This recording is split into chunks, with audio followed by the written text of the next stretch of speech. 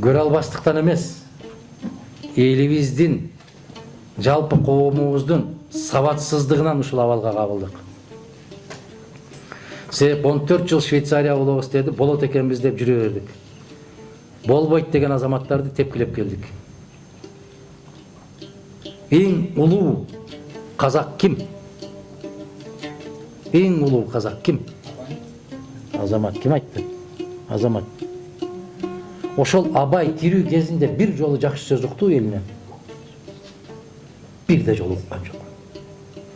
Сабап, тебелеп, уруп, чаңга булап, далага таштап, ит көрбөгөн кордуктарды көрүп өттү. Андан кийинки улуу казак ким? Курмангазы. 70 жыл үйүнө келе албай, балдарын көрө албай, качып жүрүп, өз үйүндө бир күн кона албай жүрүп өттү.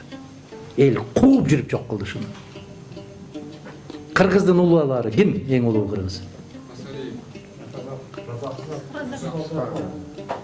Жусуп Абдырахманов дейсиңерби, Исхак Разаков дейсиңерби, Абсамат Масалиев дейсиңерби. Ушул үчөөнүн кимиси рахаттанып жашады? Эмне үчүн? Алар татыксызбы, же ошолор жашаган эл татыксызбы? Коом. Анда мындай суроо берерден башта ойлонушубуз керек.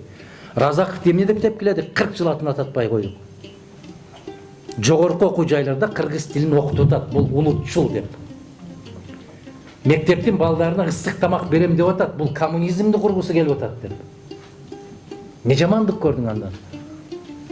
Масалиевти гезитке жамандап жүрүп, 90-жыл тигиндей кылды, мындай кылды деп жүрүп, акыры тынчыттык. Эртеси күнү таш көтөрүп ыйладык. Бир кылымда келчү инсан эле деп. Неге тирүү кезинде айтпадың ошону? Неге кече Элмирбекти тирүү кезинде айтпадыңар? Неге кече Чубакты тирүү кезинде укпадыңар? Шайлоого бергениң дагы тозокто күйөсүн, алганың дагы тозокто күйөсүн деп какшап ыйлап кетти. А неге бүгүн деле алып атасың 1000 сом? Неге? Ошондуктан азаматтар саясатчылардан эмес, баленин баары. Баленин баары туура эмес саясат жүргүзгөндөрдү акчасына карап көтөрүп койгон коомдо болот.